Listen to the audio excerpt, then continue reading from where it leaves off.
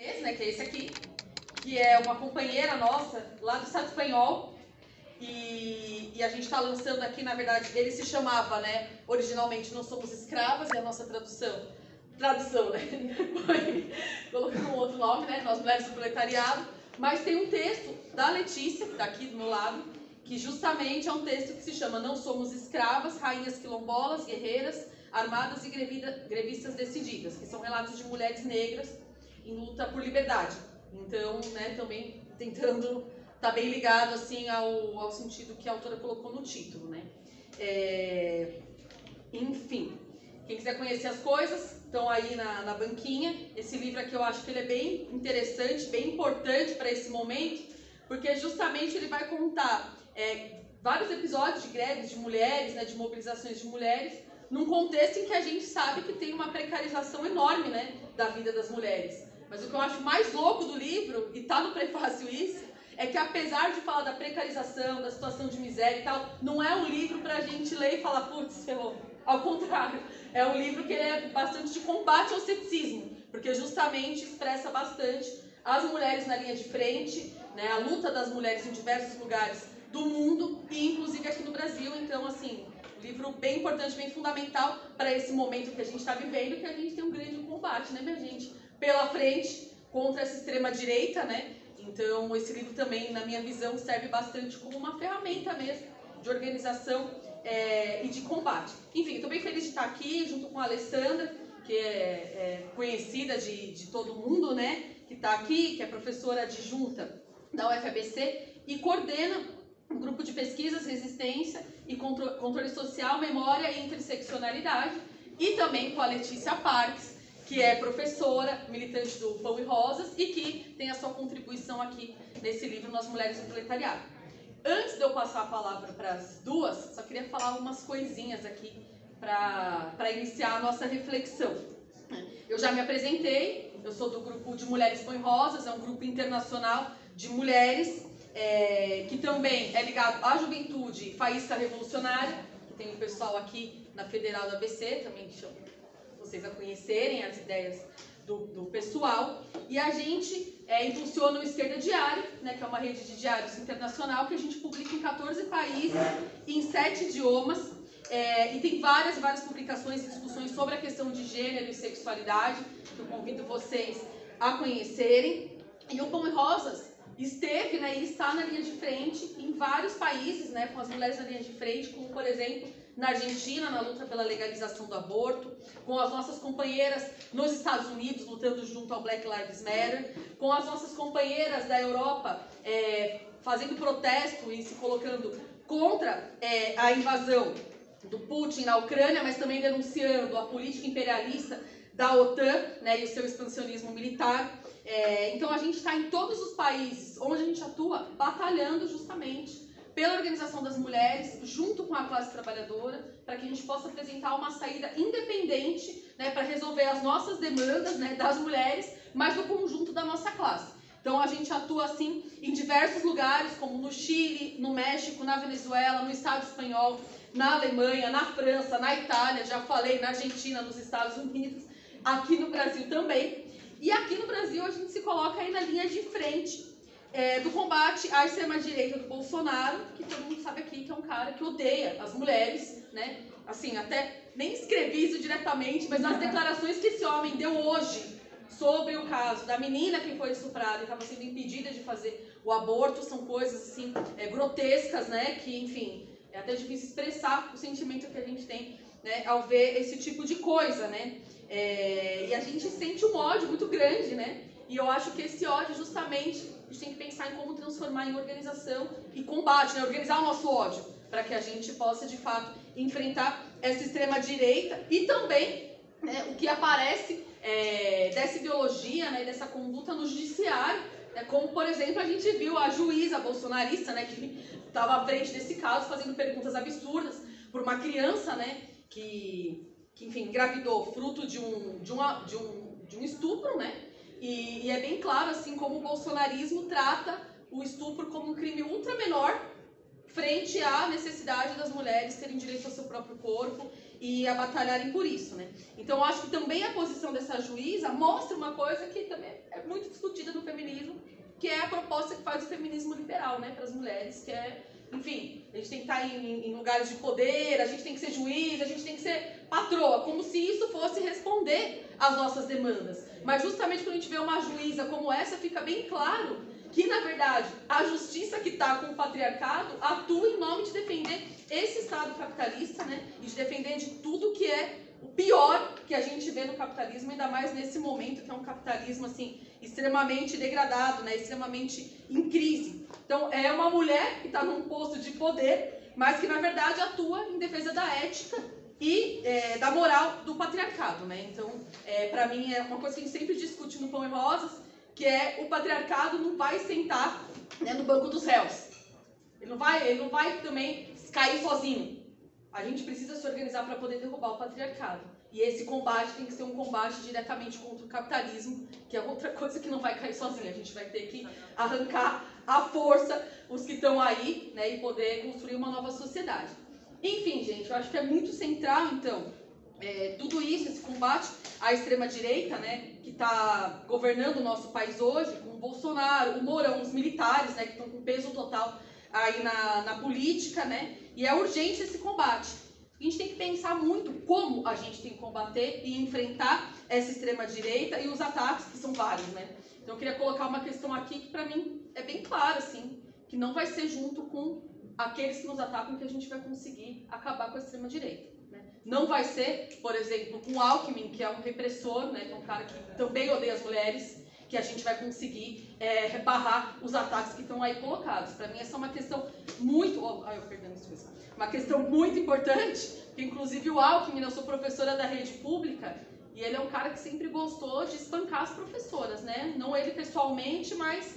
Agora ele está indo pessoalmente em alguns lugares que antes ele mandava só a polícia, mas agora ele está frequentando, né? Então eu acho que essa é uma questão assim muito importante. E eu acho também que isso se liga ao que a gente viu hoje nos Estados Unidos, que foi a proibição do direito ao aborto, só que não é o Trump que está na presidência mais, é o Biden que está na presidência. Então a gente tem que entender que o combate à extrema-direita está muito para além das eleições, gente. Então a gente também quer fazer esse chamado, né, para a gente poder aprofundar também essas discussões, ver que a extrema-direita está fortalecida no nosso país, para além do que está no governo, e para a gente poder combater essa extrema-direita, justamente, a gente não pode alimentar a direita, que foi esse o caminho traçado para a gente chegar até aqui, né? Então acho que essas coisas assim são muito importantes. Me coloco um fato que foi muito importante aí recente do bolsonarismo, né, fruto da atuação do próprio bolsonarismo, que foi o assassinato do Bruno e do Dom lá na Amazônia, né? Hoje, inclusive, está rolando um ataque brutal aos indígenas Guarani Kaiowá, acabei de ver agora há pouco, né? E também para a gente poder arrancar justiça, né, para os nossos mortos, a gente tem que conseguir enfrentar essa extrema-direita com a nossa organização independente, apostando na unidade com os povos indígenas, né, com o conjunto das mulheres, com o povo negro, com a juventude, com as LGBTs, né? Inclusive os indígenas estão dando exemplos fortíssimos no Brasil. Ontem a gente foi num ato, estava até eu e a Letícia junto nesse ato.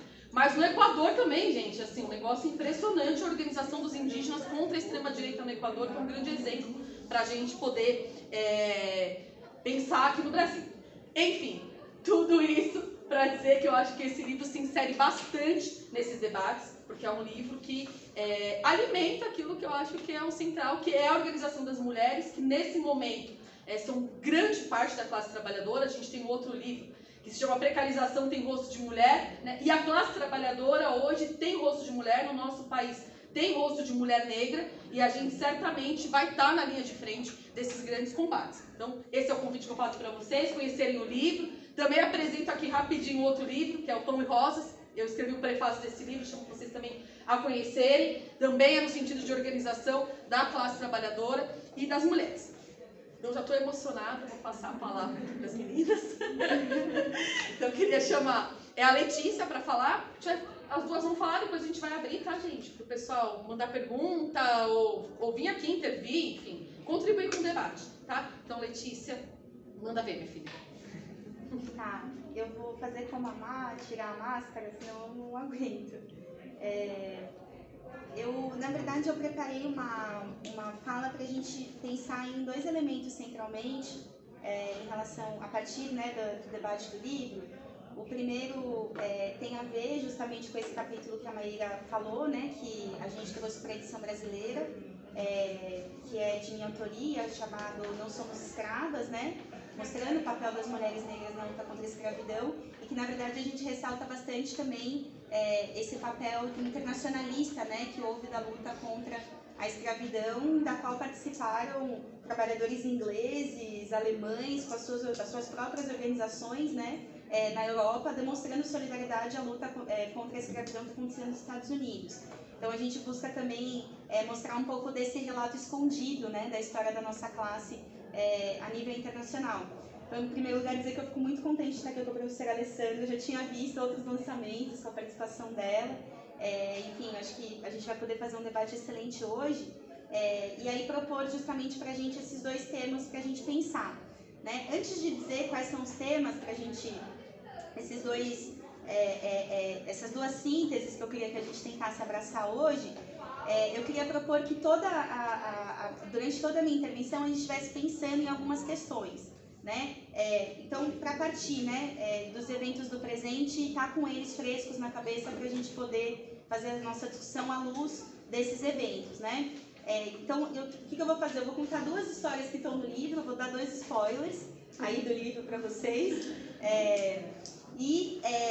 a partir deles mostrar como visitar a história serve para extrair lições para o presente, né? E qual é esse presente que a gente está pensando aqui? É um presente onde a gente está falando do desaparecimento de 25 Yanomamis, né, no norte do país, onde a gente está falando hoje de uma chacina ao povo Guarani Kaiowá, onde a gente está falando do assassinato do Dom e do Bruno, né, que na nossa visão assume uma importância de um assassinato político tal qual de Marielle Franco, né? A gente está falando de um país como os Estados Unidos, onde depois de quase um século de legalização do aborto, de quase 50 anos de legalização do aborto, a gente está vendo a recriminalização, né, um processo de tentativa de recriminalização do aborto acontecer nesse país, né, com a decisão que teve hoje por parte do Supremo nos Estados Unidos, e também dessa fala horrenda da juíza, que a Maíra já citou, buscando impedir que essa menina de 11 anos tivesse direito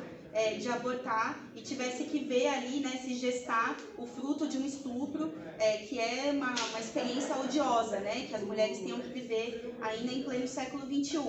Então, enfim, com tudo isso na cabeça, às vezes a gente olha para uma situação como essa e fala, tá acontecendo muita coisa, o que fazer? Né? A gente, inclusive, estava ontem se preparando para ir para a rua, com 2 convocações de atos diferentes e debatendo a importância, na verdade, de que se unificasse, né, essas bandeiras, porque na verdade são ataques contra os mesmos sujeitos sociais e políticos, né? Inclusive a Maíra comentou que a gente estava no ato Criança Não é Mãe, né, que na verdade era uma vigília na frente do MPF.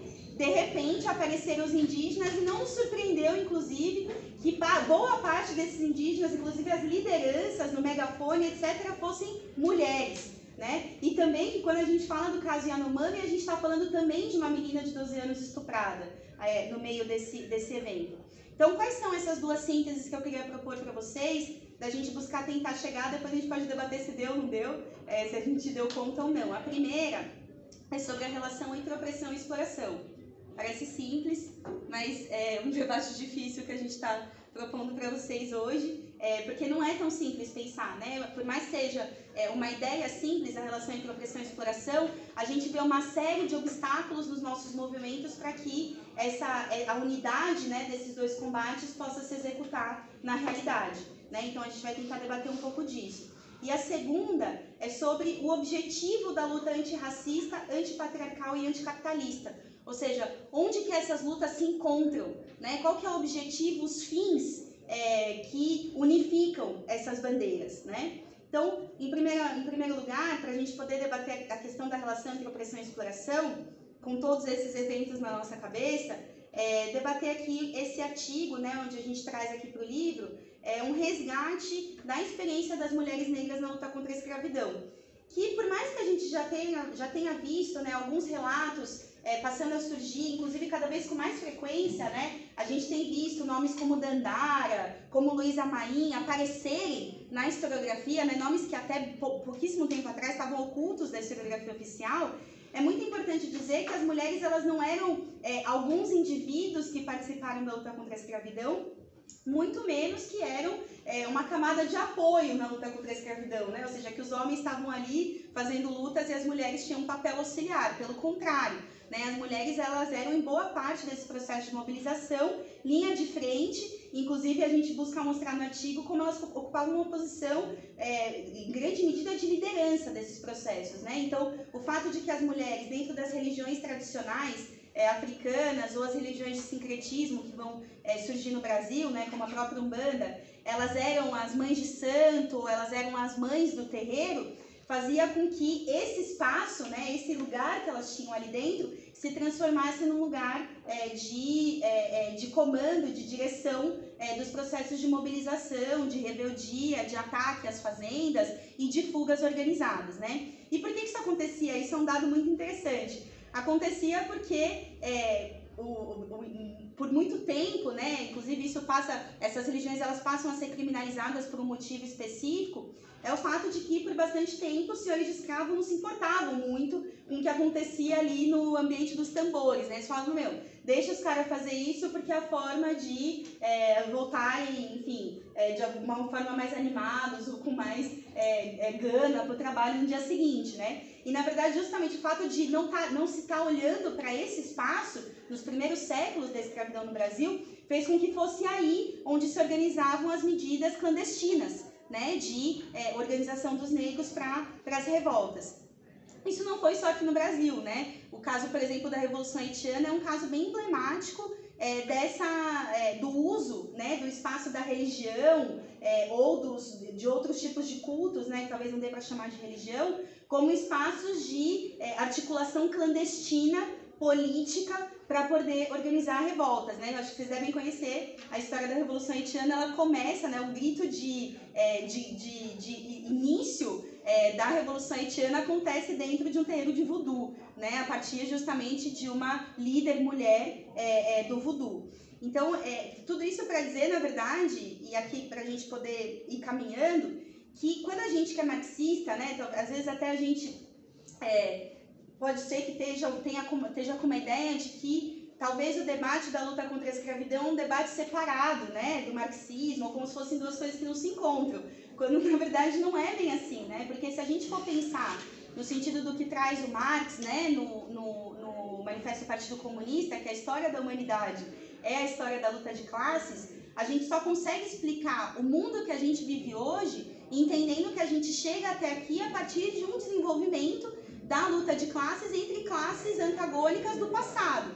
Ou seja, qual que era a luta de classes da época da escravidão? Ela se dava entre senhor e escravo, né? Essa luta de classes, ela se desenvolve para uma sociedade onde existe uma burguesia e um proletariado, que nesse sentido, né, na lógica de que a gente segue numa sociedade dividida em classes, e a sociedade anterior desembocou nessa, então a gente está tratando de um momento atual da luta de classes, onde a burguesia é herdeira da opressão escravocrata e o proletariado é herdeiro da luta negra contra a escravidão. Dito isso, né, não só, né, tem tudo a ver a gente pensar em capitalismo e anticapitalismo e antirracismo desse ponto de vista, né, porque permanece o racismo justamente por fato de que essas heranças estão vivas, né, mas também porque, do ponto de vista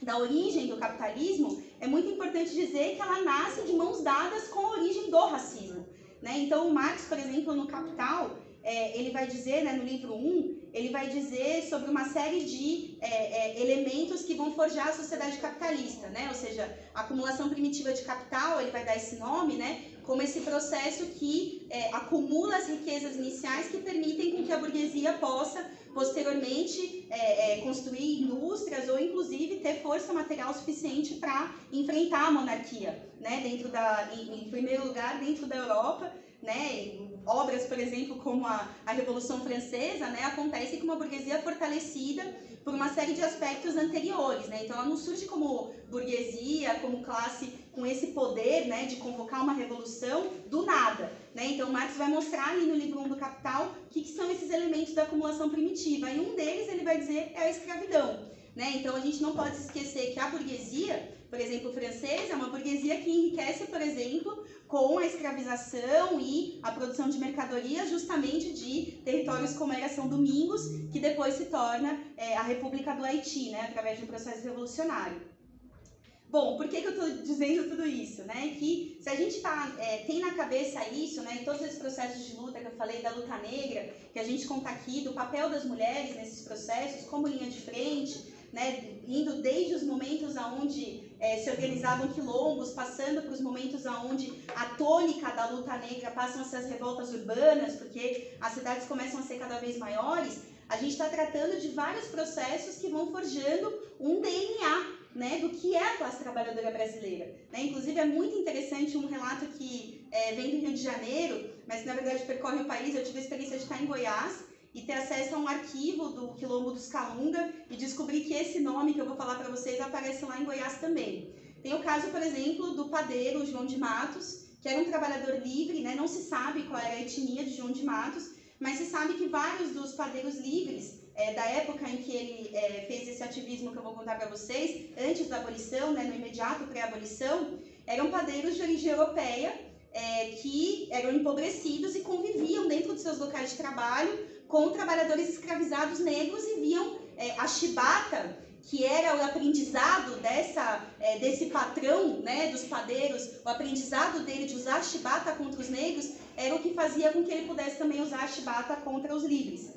E, na verdade, os padeiros do Rio de Janeiro vão organizar uma série de greves, paralisações, atos de rua, exigindo a liberdade dos seus irmãos negros escravizados, né? Eles que eram padeiros livres brancos. O João de Matos, ele tá o nome dele em várias cartas que já se provaram cartas falsas de alforria. Então, esse sindicato de padeiros se funda com o objetivo de lutar pela abolição da escravidão dos seus irmãos escravizados e fazendo medidas como essa, cartas falsas de alforria, contribuindo com fugas generalizadas ao ponto de, lá no Goiás, no Quilombo dos Calunga, ter registro de cartas falsas de alforria que foram assinadas por João de Matos.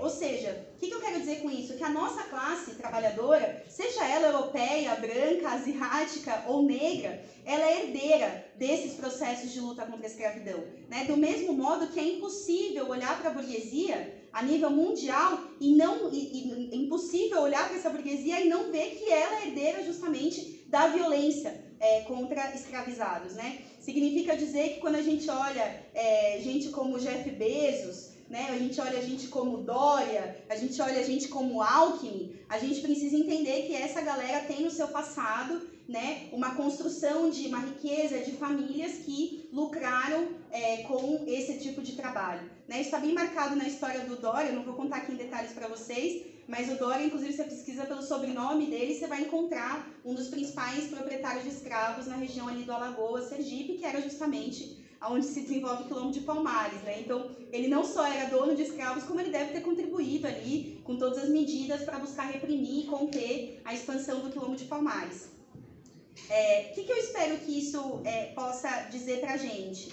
Né? Que é impossível dar um combate contra o racismo, dar um combate contra a divisão que foi colocada entre nós, né, como se o trabalhador negro fosse inimigo do trabalhador branco, quando não é, né? Histórias como o João de Matos ajudam a mostrar isso. Né? Só é possível lutar contra essa violência, que é o racismo, à medida em que a gente entende que é impossível derrotá-la sem derrotar também o capitalismo. Né? O que significa isso? Significa que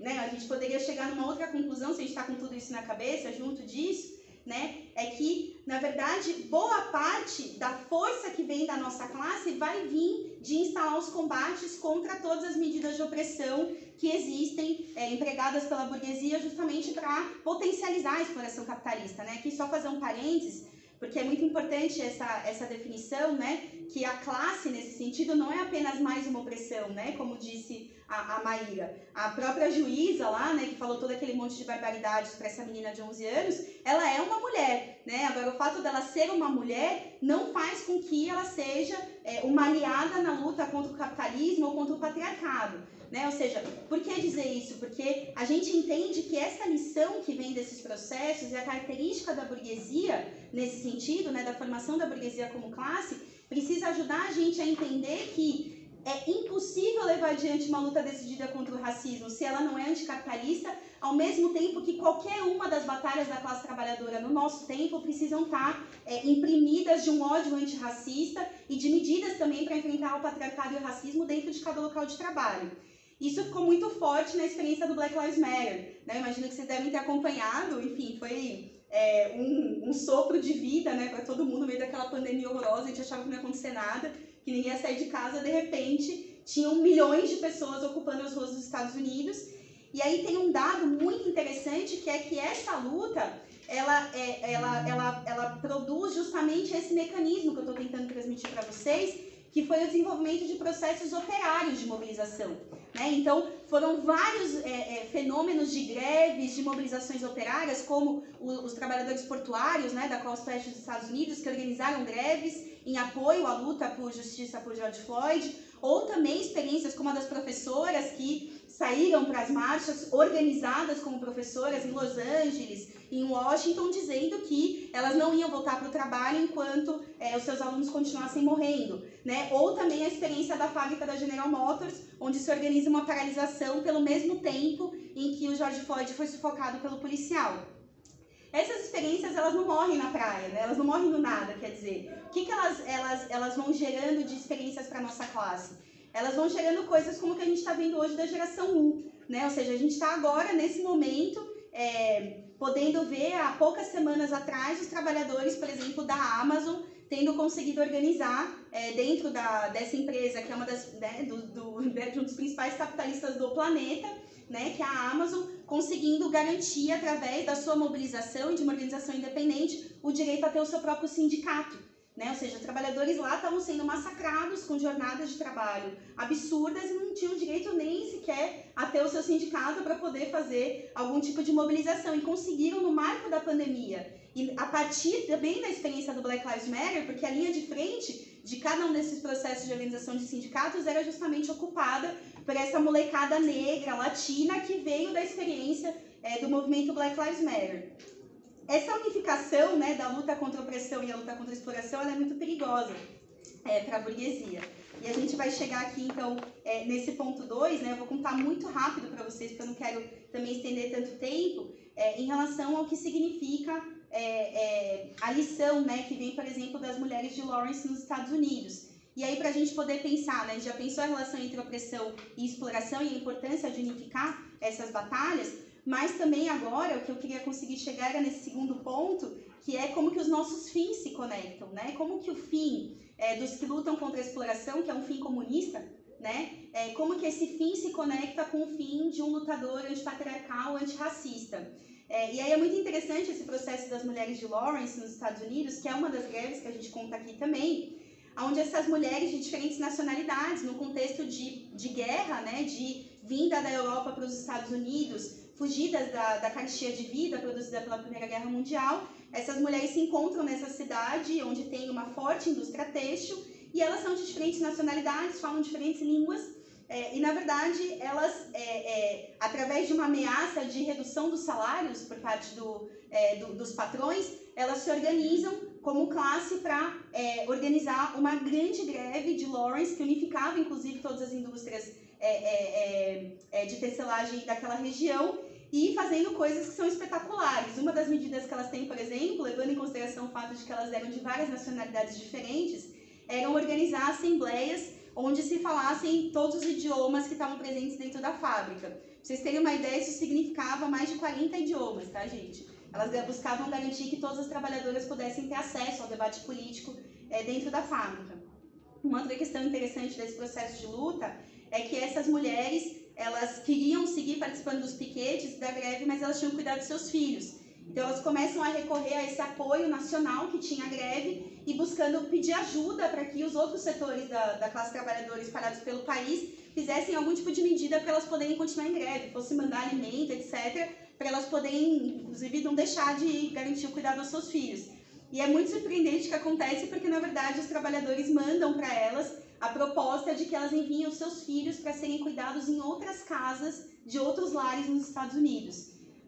Um fenômeno que acontece brilhante, lindo, todos os momentos em que existe em execução situações como essa, né, de um cruzamento de solidariedade operária, né, ou seja, trabalhadores de outras regiões do país também vivendo a carestia de vida, vendo aquela greve, apontando um caminho como um grande exemplo, falam, vamos garantir até mesmo um quarto para essa criança, venha. E aí essas crianças começam a viajar de trem por várias regiões dos Estados Unidos, e inclusive leva a que a greve seja vitoriosa, porque numa das tentativas de conter a greve, o governo, né, dos Estados Unidos manda uma repressão brutal na estação de trem, deixa crianças feridas, isso leva a uma enorme comoção popular, e essas mulheres conseguem sair vitoriosas dessa greve. O que eu acho que essa luta mostra pra gente, né? Inclusive eu já falei da Amazon, mas uma característica também, eu falei pra vocês, são jovens negros latinos, né? Ou seja, uma característica também que está na Amazon é algo parecido com isso. Eu li uma matéria que contava como nesse galpão, que faz o chamado para o conjunto da Amazon norte-americana a se sindicalizar, neste galpão eles fazem esse chamado em 4 idiomas, para buscar garantir que todos os trabalhadores da Amazon tivessem acesso ao conteúdo que está sendo debatido para a sindicalização. Ou seja, o que eu quero dizer com isso? Que esse livro, a Maíra falou de um arsenal que a gente oferece como pão e rosas para poder debater a questão de gênero, é que a gente busca oferecer cada um desses livros como armas para a luta contra o patriarcado, a exploração capitalista e o racismo, né? E para isso, eles só podem ser armas, né, à medida em que eles propõem analisar processos históricos para que a gente não precise sempre partir do zero, né? Ou seja, a experiência de Lawrence ensina essa classe operária norte-americana que a xenofobia e o racismo não são ideologias que nos favorecem, né? Que quando a gente está em luta, a gente precisa garantir 4 idiomas, 10, 15, 20, 30, 40, o que for necessário para que essa luta possa ser possível, né? Essa luta também ela ensina o que essa classe trabalhadora, à frente dos dilemas da sua realidade, o que ela é capaz de resolver. Né? Ou seja, quanto tempo a burguesia levou para resolver o dilema das mulheres de com quem deixar suas crianças? Bom, num passe de mágicas, em poucas horas de comunicação com outras categorias operárias do país, essas mulheres resolveram e tinham lares para suas crianças espalhados pelo país. Né? A burguesia levou séculos, a burguesia não, né? O patriarcado nunca garantiu o direito ao aborto em nenhum país do planeta antes de que uma revolução proletária e socialista garantisse em 1917 na Rússia. Né, na União Soviética. Ou seja, o que a classe operária, à frente da resolução de seus problemas, é capaz de fazer frente não só aos dilemas da exploração capitalista, né, que seria, por exemplo, garantir que uma fábrica funcione sob controle dos trabalhadores e que essa fábrica, junto com outras fábricas espalhadas pelo planeta, garantam a erradicação da fome, por exemplo, né, que é um dos principais problemas do mundo contemporâneo, e é bizarro que seja assim, né, porque a gente produz 3 vezes mais alimento do que é necessário para alimentar a população mundial. Como que 60% da população brasileira está passando fome? Né? Está vivendo insegurança alimentar. Toma café da manhã, mas não almoça, não janta. Né? Ou seja, o que a classe trabalhadora frente a esse problema teria a oferecer? Né? E aí, na verdade, para mim, né, para a gente, é um momento onde a gente pode dizer que se conectam esses fins, né? Porque os fins comunistas, né, de gente como eu, a Maíra, a Virgínia, enfim, vários de vocês, talvez todos vocês que estejam aqui, a gente acha que o capitalismo não é o fim da história, né? Que a gente tem que ter direito de viver numa sociedade que se organiza com a distribuição de todos os produtos disponíveis, com a distribuição de todas as riquezas disponíveis, com a distribuição de todo o conhecimento disponível, com o uso de toda a técnica para resolver todos os dilemas pré-históricos que a humanidade vive, como a fome, a falta de moradia, né? A gente defende uma sociedade onde tudo isso possa ser possível, né? E, na verdade, né, parte desses problemas pré-históricos que a burguesia não consegue resolver são justamente os problemas da opressão, né, da opressão de gênero, da opressão racial, da expulsão dos indígenas da sua terra, né, ou seja, todos os problemas que parecem arcaicos que ainda existem na nossa realidade. Na verdade, a única classe que pode resolver todos eles, isso vai se provando ao longo da história, é justamente a classe trabalhadora que, né, a gente coloca aqui na capa do livro, somos nós, mulheres, o proletariado, somos nós, negras e negros, o proletariado, somos nós, LGBTQI+, o proletariado, né, e todo o proletariado que não é mulher, que não é negro, que não é LGBTQIA+, também é vítima da divisão da classe trabalhadora entre oprimidos e não oprimidos, porque, como eu contei para vocês, na padaria, né, do século XIX, o trabalhador branco livre levava chibata porque o negro também levava. Né? Ou seja, o que isso significa na nossa realidade? Que cada salário que está reduzido no nosso país, né, que a aprovação da reforma trabalhista, da reforma da Previdência, nada disso se explica sem entender que a gente está num país onde é uma burguesia herdeira da violência escravocrata, onde uma burguesia tem uma polícia armada até os dentes que mata a torta e a direita dentro das favelas, e isso é base para que possa ser possível qualquer ataque, não só contra as negras e negros, mas contra o conjunto da classe trabalhadora. E aí, na verdade, eu vou encerrando para dizer para vocês que, frente a todos esses dilemas que a gente tem, né, vivendo uma crise capitalista histórica que a gente está vivendo hoje, inclusive que vai colocando vários dos problemas mais clássicos, né, da história na nossa frente, como a guerra, né, tem uma guerra acontecendo na Europa, gente, né, ou seja, os problemas clássicos da história da humanidade a gente está revivendo na nossa geração, né, e frente a todos esses problemas tem um setor da política nacional nossa, aqui da esquerda, está tentando fazer a gente acreditar que a resolução para tudo isso é um salvador, que vai ser eleito em outubro e 2023 vai ser outro mundo. E, gente, não é assim, né? O Brasil não é uma ilha, né? A história está se acelerando e a tendência é que os tempos se acelerem ainda mais, né? Então, na verdade, o que eu queria dizer para vocês, tem muita gente dizendo que a única coisa que a gente pode fazer esse ano é chegar em outubro e votar algum número ali nas eleições e, na verdade, buscando fazer isso, né? Como faz a chapa Lula-Alckmin, dizendo que vão derrotar a extrema-direita junto com a direita. Né, como a Maíra falou aqui agora, né, quando gente, o que é Alckmin? Né, quando a gente fala de toda essa brutalidade que é a burguesia brasileira herdeira de toda essa violência, a gente está falando de um dos caras que é um dos principais representantes dessa política. Né, é o cara que é responsável pelo massacre da Baixada Santista, que gerou o movimento Mães de Maio, né, foram mais de 600 pessoas assassinadas na Baixada Santista durante o governo Alckmin. Também é o cara que roubou merenda das crianças nas escolas, também é o cara que, junto com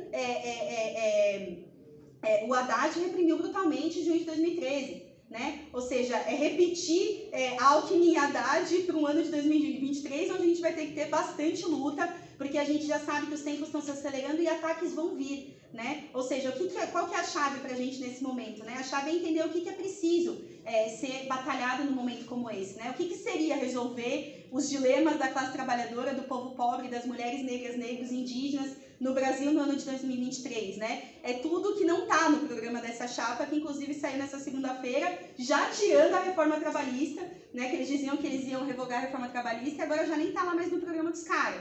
Né? Ou seja, não está também, gente, o não pagamento da dívida pública. Né? Se a gente for pensar o que precisaria ser feito, não está o não pagamento da dívida pública, não está a revogação da reforma da Previdência, não está o direito à educação para toda a juventude, inclusive a juventude secundarista e os estudantes de ensino primário, que também estão perdendo o seu direito à educação. Né? Porque chegam na escola, a escola integral não tem nem o que comer para ficar o dia inteiro na escola. Eu conversava outro dia com uma familiar minha, que está agora no 9º ano do ensino fundamental, e ela estava contando para mim que ela chega em casa e ela não lembra o que ela estudou, porque ela ficou o dia inteiro passando fome na escola.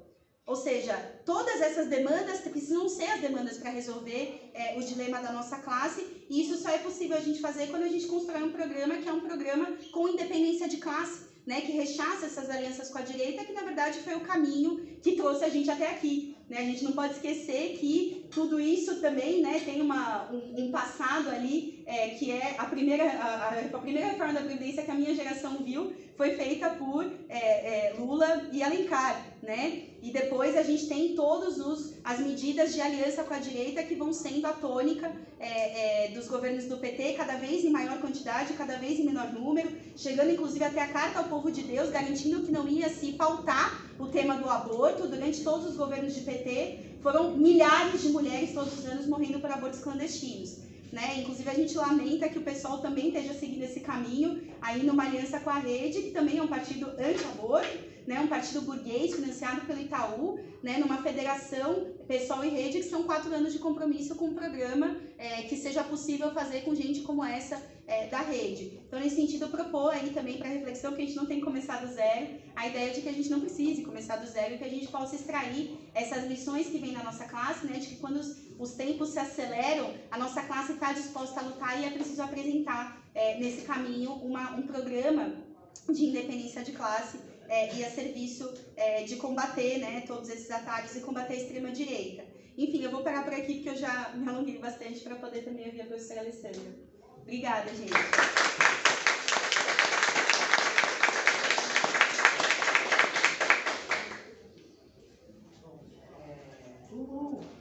Para agradecer, em primeiro lugar, o convite. É uma alegria, uma honra, uma alegria estar aqui. Primeiro, eu quero agradecer a querida Virgínia, que tornou possível, né, essa mesa e pela dedicação, carinho, enfim, né, notáveis aí a causa, a militância. Fico muito feliz que ela esteja, que ela faça parte da UFABC. Isso é a primeira coisa que eu queria dizer.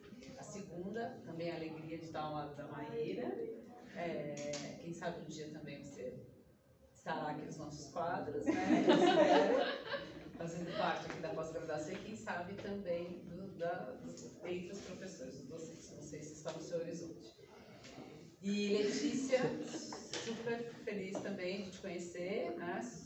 Extremamente, que te admiro muito e, enfim, o desafio agora é de falar depois de você, né? Então, considerando que eu não tenho a sua eloquência, eu, na verdade, fiz um texto, tá? Muito baseado na leitura que eu fiz do livro, né? Que, enfim, recomendo fortemente. Esse livro é um livro necessário, né? Acho que para o momento, né, mais do que nunca, assim, eu acredito fortemente que a gente vive, sim, uma crise socio-reprodutiva do capitalismo. Então, esse livro nos abrilhanta com diversas situações, enfim, que exemplificam a centralidade do papel das mulheres trabalhadoras para a superação, enfim, do capitalismo, né? O livro tem, como já foi falado, né, o prefácio justamente da Letícia e da Diana Assunção.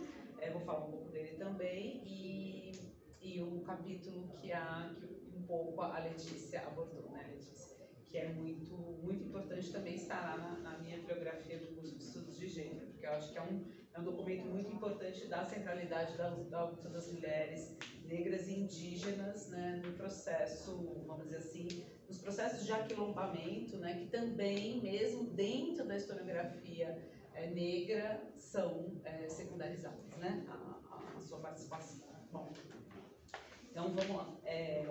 Então o livro, né, que a argentina, radicada na Espanha, Josefina Martínez, nos presenteia, é um registro ao mesmo tempo histórico e contemporâneo acerca do papel estratégico que as mulheres ocupam para o processo de acumulação e reprodução social sobre o capitalismo, né, através da sua sobreexploração e opressão, né, como a Letícia coloca.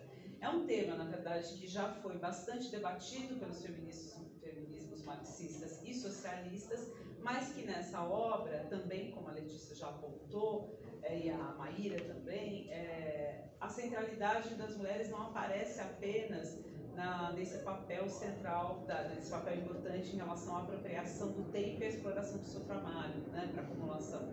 Mas há um destaque, né, para o resgate do protagonismo das lutas coletivas das mulheres, para a superação dessas opressões e violências sistêmicas. Então isso me parece muito importante, né? Esse destaque para o papel das mulheres nas lutas contra o capitalismo, e não só lutas que vão superar as violências de gênero, mas as violências sistêmicas de modo geral, né? Lutas essas sempre estão apagadas, como eu mencionei agora, né? Mas que são incontornáveis para uma compreensão das resistências e das conquistas dos trabalhadores e das trabalhadoras que se deram ao longo da modernidade, né? E que também a Letícia exemplificou em alguns casos aqui, né, na história. Essas lutas refletem formas de enfrentamento ao capital, né, desde expressões mais conhecidas como greves, motins, protestos, até insurgências variadas, que reinventam outros expedientes, outros de mobilização Inclusive, há um exemplo no livro, né, de uma militante, eu não lembro se ela é cambojana ou ela é filipina, que trabalha numa maquilaria do México e que ela faz a denúncia via Facebook, e isso mobiliza, né, toda aquela sociedade, ela vai presa, enfim, usando as redes sociais para uma forma contemporânea também de aquilombamento, né, como eu acho interessante essa expressão. Bom, ao mesmo tempo permite mais uma vez interpelar as representações e as narrativas também históricas e contemporâneas do feminismo liberal, né? Ou feminismo civilizatório, para usar uma expressão que eu gosto muito da Françoise Verger, né? que é uma feminista decolonial francesa, embora originária da Ilha de Reunião. Então ela não é tão francesa como ela mesma aponta, né? Ela está nas margens aí de um passado colonial. Então, portanto, esse feminismo liberal e civilizatório, suas fabulações e marcos históricos, né? Como as ondas feministas, né? Que tendem a omitir e secundarizar a luta das mulheres operárias e suas agências de vanguarda, né? Pela socialização do cuidado, pelos direitos sexuais e reprodutivos, né? Que a Letícia também tão bem lembrou, né? E pelo trabalho, inclusive como fatores decisivos e imprescindíveis para as conquistas legais ao longo do século XX, como o direito ao voto e ao divórcio, né? Então, acho que isso também é muito bom no momento em que o feminismo passa a ser cada vez mais estudado, mais apropriado, as juventudes se apropriam, né, cada vez mais das discussões sobre o feminismo. Então, é interessante a gente fazer uma marcação nesse registro histórico, né, nessa fabulação um pouco do feminismo liberal, né, e as ondas fazem parte dessa fabulação.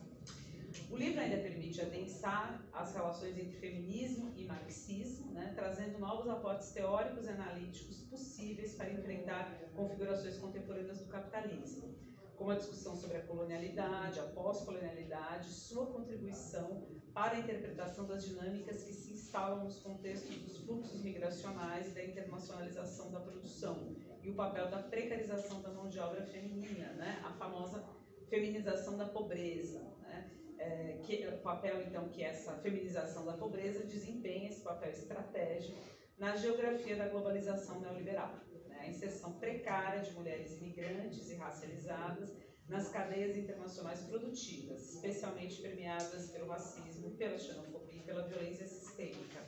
Os capítulos do livro, ele é muito interessante porque ela vai mapeando várias expressões, né, dessas explorações em diferentes lugares do mundo, em diferentes expressões, né, de produção, então, na indústria, no trabalho de cuidado, né, então ela vai dando esse panorama que é muito importante, né, para a gente acessar essa realidade. Recuperando a atualidade, o caráter sindêmico, não sei se vocês já ouviram essa expressão sindemia, eu tomei contato com ela recentemente. É um conceito que nasce nos anos 90, inicialmente de pesquisadores da saúde pública, mas depois ele vai se estendendo para pesquisadores das ciências sociais, que entende o fenômeno das epidemias, nem pandemias aí, né, como fenômenos que atingem diferenciadamente a sociedade, segmentos da sociedade. E que, ao atingir diferenciadamente também, eles reorganizam, né, completamente os serviços, os direitos, né, o acesso à proteção legal. Então, eles, ao desorganizar, eles criam, né, uma crise que não é só sanitária ou de saúde, né, que é o que nós falamos, mas eles dão esse nome bonitinho, que eu acho importante, é sempre bom nomear, né? Eu sempre falo isso, a gente tem que nomear. E sindemia me parece um nome legal, porque aí a gente atenta a essa questão deste caráter social, né, da pandemia, né, que nós vivenciamos e percebemos isso, né, obviamente, a todo momento, né, ou seja, aqueles que lucraram, que viram uma janela de oportunidade, né, e a imensidão de pessoas empobrecidas, famílias, né. Então, a atualidade do caráter sindêmico, né, de sindemia, né, que a Covid carrega. Então, esse livro traz também, ele é muito atual, né, ele recupera essas configurações, que precarizou ainda mais as relações já precarizadas, quer das trabalhadoras superexploradas da indústria têxtil. Ela fotografa muito esses casos, que me parece importante também, né, marcadas pela subcontratação de uma mão de obra em geral imigrante, né, e providencialmente colocada como ilegal, né, providencialmente colocada como indocumentada, né, como vulnerável, né, jornadas exaustivas e ininterruptas em condições de insalubridade, ou na deflagração do caráter essencial, mas continuamente desvalorizado e sobreexplorado, quer das trabalhadoras de limpeza, nos hospitais, nos escritórios, em empresas, né? Aquilo que a Françoise Berger também chama de os espaços que o patriarcado neoliberal precisa para funcionar. Quem teve a chance de ler esse livro, O Feminismo Decolonial, é bem instigante, né? Porque ela começa dizendo que são as mulheres que abrem o mundo, né? Que abrem as portas, né? Das empresas, elas chegam ainda de noite, né? E se encarregam de limpar as academias, limpar os escritórios, para que, portanto, esse patriarcado branco, saudável, né? Possa ocupar asepticamente esses espaços, né? Ela também traz, a Josefina traz também essas fotografias, né? Quer no trabalho de cuidado e no trabalho doméstico subremunerado, que é o que eu vou falar um pouquinho mais aqui. Em todas essas facetas, a autora nos recorda que a crise contemporânea do capitalismo é, sobretudo, uma crise socioprodutiva, como aponta Nancy Fraser. Então, acho que tem um paralelo muito importante, que se instala mesmo nessa esfera e evidencia a falácia da privatização e da terceirização da esfera da reprodução societal, pregada pela cartilha neoliberal, sustentada pelo ideário conservador e autoritário, expresso fortemente através das máximas do cis-heteropatriarcado capitalista contemporâneo, né? A Juíza, né? A Damares, enfim. Na retórica da valorização da família, da subordinação da mulher, da destruição do Estado social, dos direitos sociais, da proteção social, das formas coletivas e compartilhadas de cuidado, do comum, das experiências de saberes coletivos e socializados em espaços como escolas, né? Não por acaso as escolas, os professores são o alvo preferencial, né? De toda essa onda, ou territórios de produção cultural, de lazer, enfim. Contudo, né? Tudo não se resume a desgraças, né? Exatamente porque, ao mesmo tempo que esse diagrama levou a uma sobreexploração das mulheres pobres, racializadas e imigrantes, às custas, é sempre bom lembrar, de um empoderamento feminino de apenas 1%, né? Dessas mulheres, né? Enfim, aí caberia um grande parênteses, mas não vou fazer pelo tempo. Ele tem propiciado, em outro sentido, as insurgências e mobilizações coletivas que se dão no coração desses processos de exploração e que renovam os termos do que pensamos como luta de classes. Eu acho que essa é a maior contribuição do livro, sem dúvida. Tá? Apontando que novas subjetividades podem ter emergido justamente nessas fronteiras de disputa, em que as mulheres se reconhecem ao mesmo tempo como imprescindíveis ao capital e assujeitadas pela intersecção de opressões, atualizando assim, isso também me parece central, a noção marxista de consciência de classe, né? Como um devir, definitivamente coletivo, na perspectiva também marxiana, né? Portanto, como um ser social e revolucionário. Então, é isso que dá sentido à excelente escolha pelo título brasileiro, né? Que a Letícia e a Diana fizeram, no livro, posicionando as mulheres como os mais pungentes sujeitos do proletariado hoje. Talvez não só hoje, como o próprio livro nos lembra, né?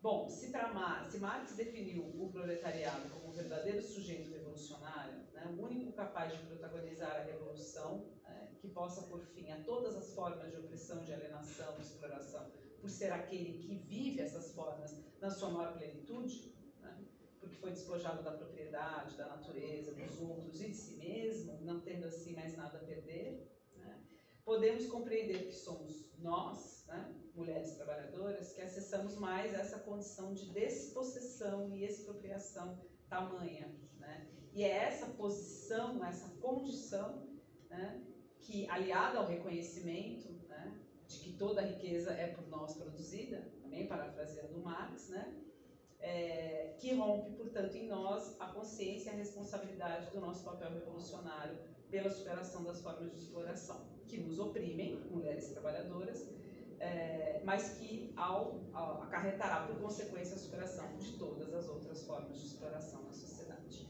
Por isso mesmo, só nós, elas, nós, enfim, né? Só em nós essa revolução pode se apresentar de uma forma unicamente disruptiva. Nós, mulheres do proletariado.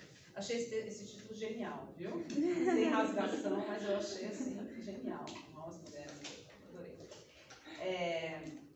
E aí, nesse ponto que eu quero fazer os comentários um pouco sobre a questão da realidade brasileira, tá? Não sei quanto tempo eu falei. Tá, beleza. Porque ainda tem mais um pouquinho. É nesse ponto, então, que eu queria fazer uns comentários mais detidos a respeito da realidade brasileira, né? Que é colocada, né, no prefácio, assim, as autoras trazem, e é legal que vocês fazem um cenário bem variado, né? Inclusive variado regionalmente, trazendo a questão das mulheres indígenas, enfim. Mas eu vou me deter num assunto que tem me interessado muito, que tem orientado algumas pesquisas minhas, até uma pena que a minha orientanda que estuda a temática das trabalhadoras domésticas, que eu vou falar aqui, ela não veio, né, mas ela faz um trabalho incrível sobre a luta dessas mulheres e sobre a organização dessas mulheres hoje.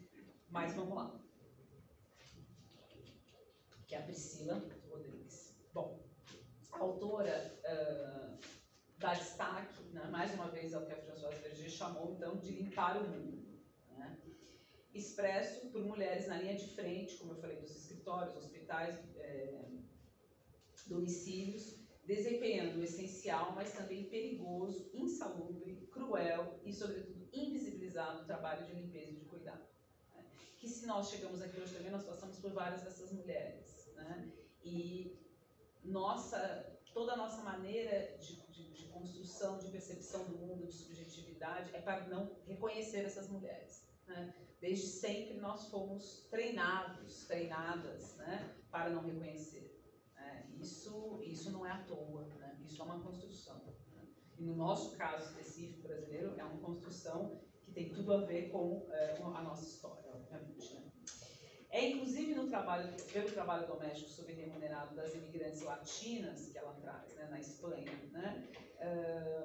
E pelas mulheres do leste europeu, né, também na Europa Ocidental, e as mulheres racializadas indígenas no Paraguai, que vêm do Paraguai e do Peru e trabalham em casas de família da elite branca na Argentina. Eu vi isso muito no Chile também, né? De fato, um número gigante de mulheres desempenhando essas funções, que a autora, que é a Josefina, emprega a noção de trabalho escravo. Né? Ela se refere, nesse momento, e se refere também na citação à luta justamente da militante lá na maquiladora no México. Né? Mas, de todo modo, ela se refere nessas duas situações e, mais uma vez, né, vocês, Diana, que não está aqui, Letícia, acertadamente justificam a alteração do título da edição brasileira, pois não podem deixar de marcar a importância que a escravidão, né, do sujeito sequestrado da África, portanto, para o Brasil durante 4 séculos, representou na nossa experiência fundacional. Né? E suas marcas e reinvenções absolutamente presentes e definidoras das dinâmicas atuais, sobretudo da exploração das mulheres negras no país. Então, o trabalho doméstico terceirizado ou por delegação, né, que é um termo que as autoras feministas que trabalham com a noção de divisão sexual do trabalho, elas usam esse termo por delegação, né, porque o conceito de trabalho doméstico, tradicionalmente na teoria feminista, ele está associado à divisão sexual do trabalho, ou seja, o trabalho doméstico desempenhado pela mãe, pela mulher, né? E aí, como no Brasil e cada vez mais em outros países a gente tem esse fenômeno, né? Então esse nome é dado de por delegação. Então esse trabalho terceirizado por delegação e toda a exploração, precarização, desprestígio, enfim, violência com que ele é representado e exercido majoritariamente por mulheres negras e indígenas, né? Tem um papel destacado e incontornável se pretendermos falar de mulheres trabalhadoras no Brasil. Ao mesmo tempo, se pretendemos falar de proletariado e consciência de classe. Então, prolongamento, né, da herança da escravidão colonial e imperial no país, o trabalho doméstico foi normalizado desde o fim da escravidão, como seu prolongamento. Há inúmeros registros na literatura, pesquisas históricas, enfim, e no cotidiano de milhões, eu digo que são milhões de famílias, ainda hoje, tá, que praticam, não a contratação, mas a escravização de mulheres. E não raro mulheres tomadas quando crianças por essas famílias brancas. Né? para o exaustivo, extenuante, gratuito, trabalho doméstico sem descanso, sem liberdade, né? Desempenhado em casas de uma mesma família por toda uma vida, tá? Confinando essas mulheres, mesmo as que não são escravizadas, né? Mesmo as mulheres que são subremuneradas, aos quartos da empregada. Aí eu sugiro assim, recomendo a leitura do livro Solitária, né, da Eliane Alves Cruz, que instigantemente ela nos dá exatamente esse nome ao livro, né, Solitária. Mas sempre, isso talvez é o nosso toque, né, característico, sempre com a menção cordial e pacificadora, de ser da família, né, ou no caso dessas que foram sequestradas, né, desde crianças, de ter sido pega para criar, né, enfim, né, há uma há vários registros, e registros até dessa prática ser judicializadamente reconhecida, né, ela produzida judicialmente por juízes de juizados de menores, colocação de crianças abandonadas para trabalhar nessas casas de família gratuitamente, né. Enfim, não é de se espantar assim que entre 2020 e 2022 tenham sido noticiadas, talvez pela primeira vez, casos de mulheres resgatadas nessas condições. Eu não sei se vocês se lembram, né? Os mais drásticos de duas Madalenas, né? Uma Madalena, na época, com 48 anos, né? Presa desde os 8 anos. E a outra com 77 anos, também presa desde os 8. Né? A Madalena, presa desde os 8, a Madalena de 77, ela inclusive foi colocada num abrigo, né? E ela, enfim, um abrigo público, né? Numa condição enfim, uma posição lastimável, né? Espantoso é que só agora tais casos começam a ser problematizados, fiscalizados, não obstante quase 150 anos de abolição. Bom, o trabalho doméstico desempenhado por mulheres, aí o trabalho doméstico ainda que subremunerado, claro, é desempenhado por mulheres, a imensa maioria negras, né, quase 90% delas, que representa, na verdade, oficialmente, né, em 2019, a cifra de mulheres oficialmente trabalhadoras domésticas, ela beirava 7 milhões de mulheres no país, né? Provavelmente essa cifra é muito maior, tá? O que representa 10% da população economicamente ativa feminina, ou seja, com mais de 14 anos. Tá? Tem um histórico marcado por um longo percurso, na verdade, de lutas, né, essas mulheres, de lutas por regulamentação, por direitos trabalhistas, por proteção social, né? Mas não obstante esse percurso muito longo, elas foram a última categoria a receber reconhecimento jurídico no país, né? Nem mesmo a Constituição Federal de 88, a Constituição Cidadã, equiparou essas trabalhadoras em direitos aos demais trabalhadores. Diferentemente do que fez até com os trabalhadores rurais, né? Eram os dois grupos e os rurais tiveram e elas não. O que mostra, né, que mesmo a Constituição manteve praticamente intacto um pacto feito com a Casa Grande de manutenção dos resquícios, né, da escravidão na figura da empregada doméstica.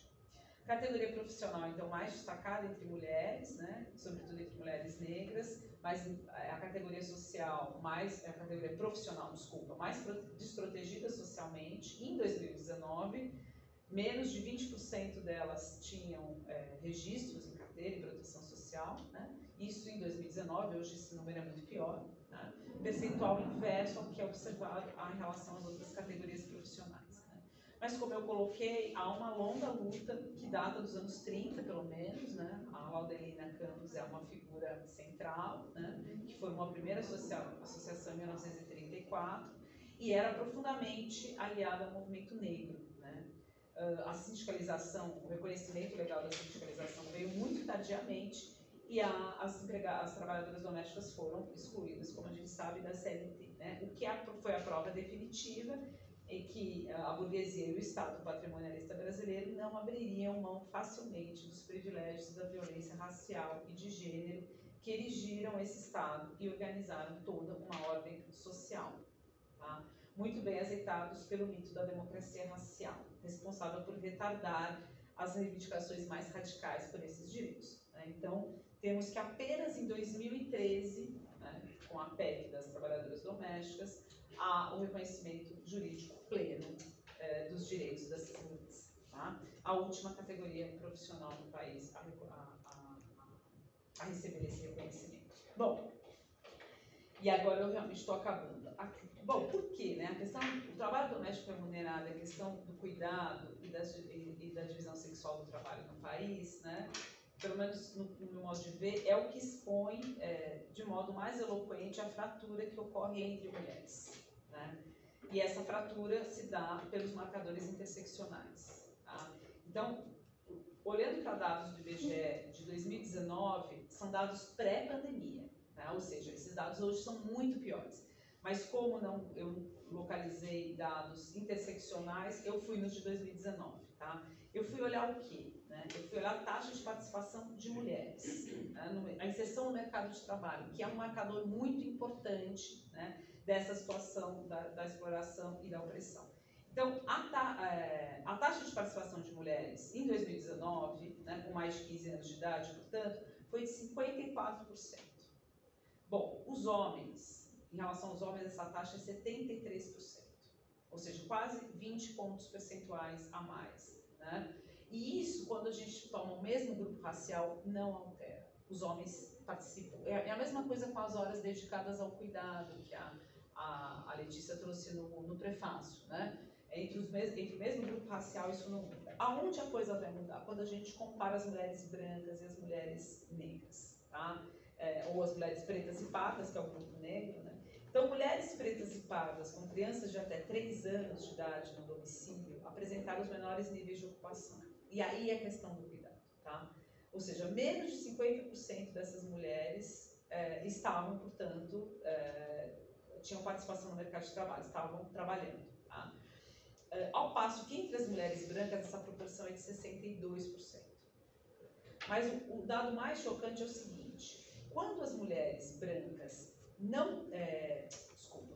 quando há crianças, né, quando não há crianças, né, quando as mulheres brancas não têm crianças, o percentual delas iguala ao dos homens, e o das mulheres negras não. O das mulheres negras iguala ao das mulheres brancas com crianças.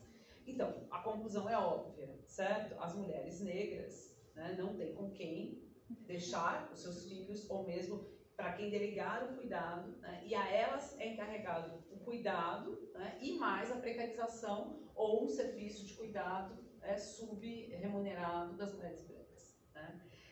Acho que isso é muito importante. Então, para aquelas sem a presença de crianças, os percentuais foram: as mulheres brancas 63%, as mulheres negras 63% e as mulheres brancas 72%. Ou seja, as mulheres brancas sem filhos têm o mesmo percentual que os homens, né. As mulheres negras não.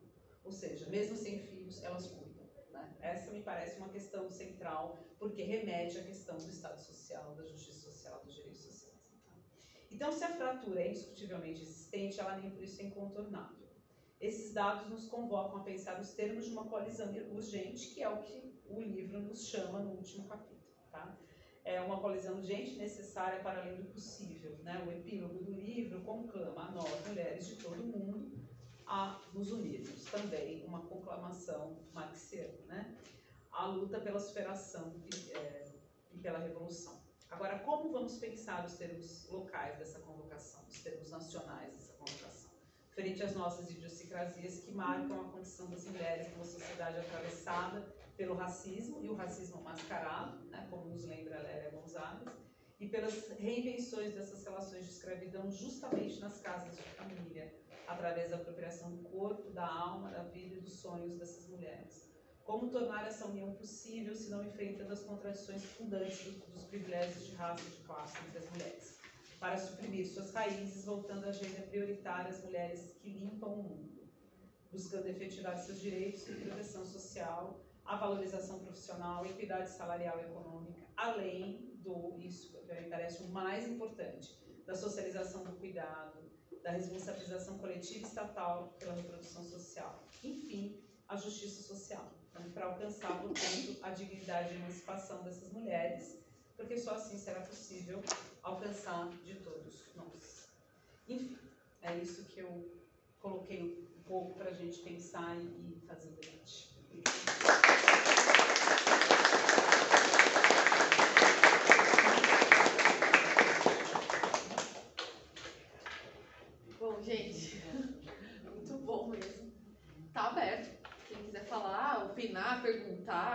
começar.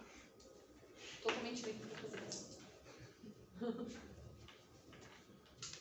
Só para quebrar o gelo, eu queria fazer uma colocação muito breve.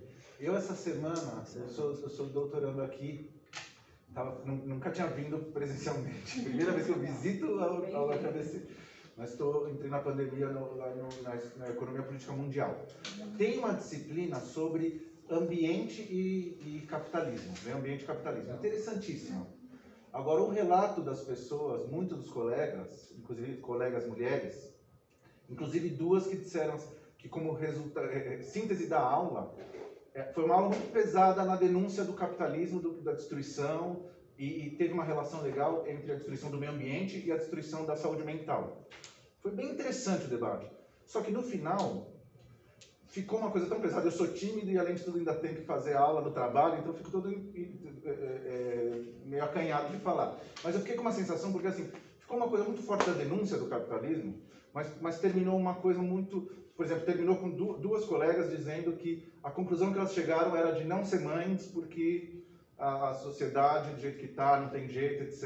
E uma coisa muito pesada, muito assim... E eu achei muito forte em todas as falas de vocês, eu queria até aproveitar para puxar isso, a força da denúncia junto com essa postura de enfrentar, assim. Nossa, eu senti uma falta disso. Eu queria muito que vocês tivessem, a professora, a Letícia, nesse debate, para essa conversa. Uma turma com mais de 30 pessoas, uma turma bem grande até. E eu falei, putz, porque a gente fica, né, exasperado, o capitalismo sufoca, e a gente parece que não tem o que fazer mais, além de suspiro meio impotente, né? E eu senti uma força assim na fala de vocês. Queria compartilhar com todo mundo, porque foi muito recente isso aí. Pode falar. Olá, boa noite. Eu sou aluno mesmo, de verdade. E eu estive lá com a professora Alessandra, de Gênero. Não sei se ela me reconhece de máscara. Só uma adendo nela que eu só falei esse tipo de comentário, né? Então você já sabe quem é. Eu queria fazer uma pergunta em relação ao capítulo final do livro. Quais são os desafios que vocês enxergam que limitam esse chamado de união, esse chamado de mulheres se unam? Quais são os mecanismos neoliberais ou até mesmo liberais ainda que desarticulam essas formas de união, que desarticulam esse chamado? A professora comentou sobre a questão da invisibilidade, que é um produto social, a gente não enxergar determinadas questões. Quais são os obstáculos colocados, os entraves colocados que nos desarticulam, que nos mantêm nessas narrativas separadas, afastadas? Em um momento em que o mundo se vê rápido, se vê interconectado, mas ao mesmo tempo com essa sensação de isolamento. Como é que vocês querem fazer? Já ir respondendo? Não sei se tiver... Não sei, quer fazer mais... Vê aí, a gente faz no bloco, né? O pessoal vai querer também. Talvez as coisas vão se relacionando, né? Se começar a surgir coisa muito diferente, aí a gente... Não sei. Será que vamos nessa? Então, o pessoal tá tímido, né? Eu começo? Com certeza. Eu fiquei feliz que você falou isso, Edson. Eu dou aula para adolescentes, né? Pré-adolescentes, na verdade, 12, 11 anos. E eu nunca vou esquecer o sentimento que eu tinha na semana da ocupação da Rússia na Ucrânia. Eu entrar nas salas de aula e no sábado eles iam ter uma festa de carnaval, os alunos na escola. E começou a semana com eles planejando o carnaval. Aí, de repente, a gente entrou e todos eles estavam me perguntando se ia ter uma guerra atômica. E, tipo, acabou o planejamento do carnaval, sabe? Tipo assim, o carnaval morreu em, sei lá, 2 notícias de televisão, sabe? E eu achei isso muito louco porque... eu acho que vai se misturando também com várias... eu vejo nos meus alunos, mas acho que deve aparecer na nossa geração mais como um todo, né? Meio que uma desilusão no que o futuro pode oferecer. E tem muito investimento, né? Acho que é interessante também a gente pegar desse ponto de vista. Eu estava até pesquisando isso no mestrado. O quanto de investimento que tem nos discursos de fim do mundo, né? Então, nessa estética da distopia. Então é uma caralhada de títulos do Netflix, da Amazon, Star Plus, Disney, assim, não para de sair narrativas da distopia, espalhadas pela grande mídia, assim, né? Eu acho que é interessante como vai produzindo justamente essa desilusão no futuro, né? Por outro lado, a gente também tá, e aí às vezes a gente acaba vendo um lado só, né? E eu acho que o que é interessante, assim, é o quanto que né, nas fissuras do que a ideologia dominante da burguesia quer fazer a gente acreditar, que é meio que não tem caminho, que a gente está arrumando para uma hecatombe, para uma guerra atômica, etc. Nas fissuras disso vão entrando essas notícias, né? Então, por exemplo, passou, sei lá, alguns dias depois eles estavam me perguntando que história era essa dos sindicatos da Amazon. Então chega neles também, né? Como deve ter chegado numa juventude na Indonésia e no México as notícias e as denúncias das trabalhadoras das maquiladoras.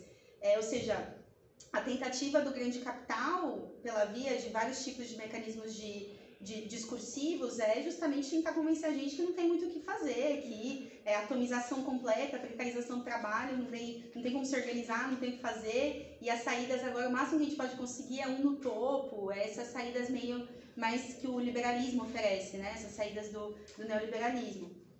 E que eu acho interessante que enfim, a parte do que a gente está discutindo hoje é como esse discurso, em grande medida, ele é um desespero, né, da burguesia, porque você comentou, né, quais são os obstáculos para a unidade. Na verdade, não é das mulheres, nem das massas negras, nem dos trabalhadores, né? Eu acho que todos esses processos, eles vão mostrando, esses que a gente traz no livro, e os processos mais recentes que talvez a gente tenha conseguido colocar, ou processos até regionais, no caso brasileiro, se a gente quiser pegar, né, o fato de repente aparecerem, não sei, 200 indígenas no ato de Criança Não é Mãe, mostra que existe uma disposição de unidade, né? O problema é que a gente tem um obstáculo para a unidade, que é um obstáculo muito forte. Tem um intelectual e revolucionário marxista chamado Leon Trotsky, que ele vai falar que esse obstáculo, né, que é a burocracia sindical, ele é a coluna vertebral da burguesia dentro do movimento operário.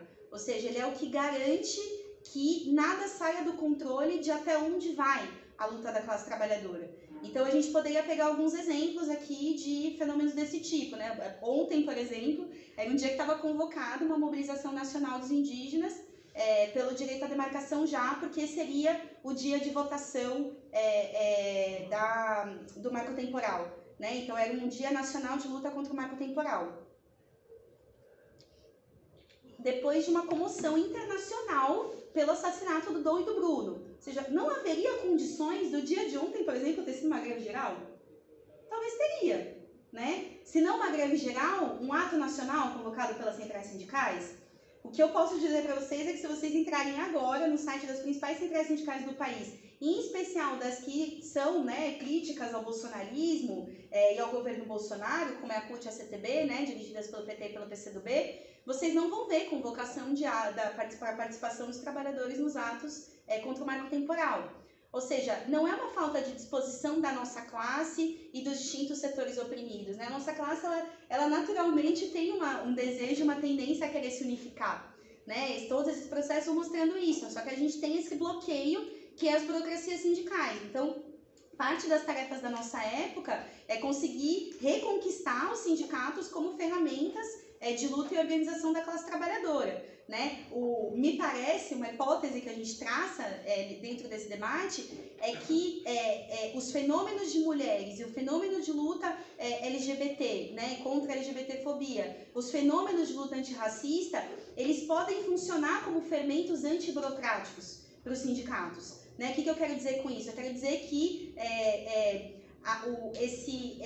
essa musculação, né, que negros, mulheres, indígenas, LGBTs têm feito na última década em especial, de se mobilizar de forma bastante decidida contra vários dos ataques que a gente viu, sendo linha de frente de processos, etc., faz com que esse setor esteja com uma musculatura preparada para poder pegar essa experiência das suas lutas no terreno da identidade e trazer para dentro da classe trabalhadora. E isso está concretíssimo na experiência da geração 1 nos Estados Unidos, né? Então, estão se fundando sindicatos com negras e negros e latinos que participaram do fenômeno Black Lives Matter, estão se fundando através deles, os sindicatos, né? Ou seja, tem justamente essa potência, por isso que pra gente não é um detalhe a luta negra, a luta de mulheres, né? Também não é um detalhe o papel que cumprem outros tipos de burocracias, porque eu falei da burocracia sindical, que é essa burocracia clássica que a gente conhece, que a gente tenta, às vezes, mudar a direção, faz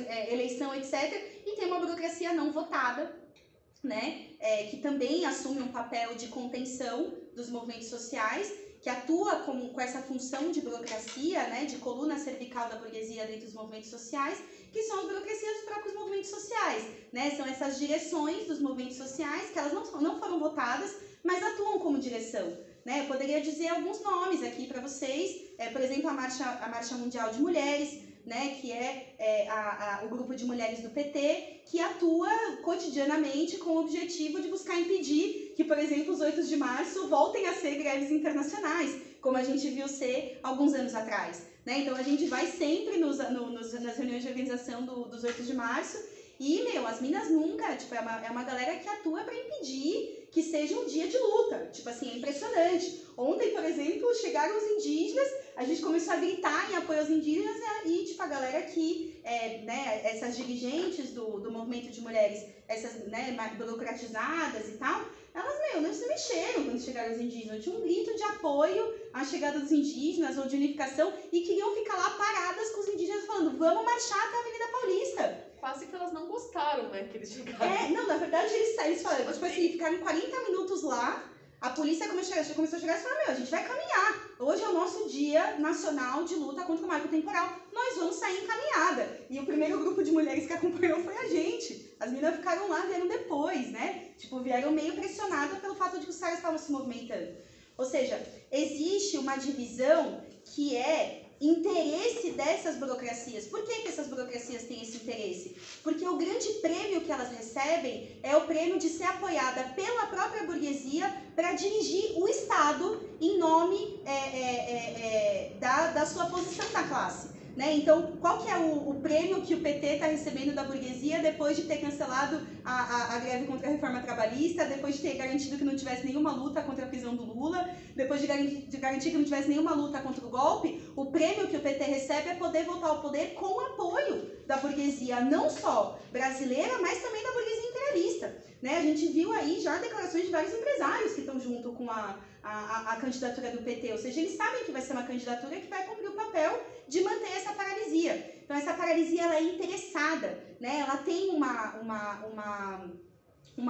função, que é a função de manter uma estabilidade social que, na verdade, não coloca em questionamento o capitalismo. E aí estão atuando setores importantes de ambas as burocracias, tanto a burocracia sindical quanto dos movimentos sociais, para garantir essa divisão, para convencer que essa divisão faz sentido, né? Quando, na verdade, não faz sentido nenhum, né? Tipo, eu comentei no ato do Jacarezinho, contra a chacina do Jacarezinho, que é absurdo que essas domésticas, terceirizadas, trabalhadoras do telemarketing do Rio de Janeiro tenham que voltar para o trabalho no dia seguinte depois de ver os seus filhos e sobrinhos assassinados.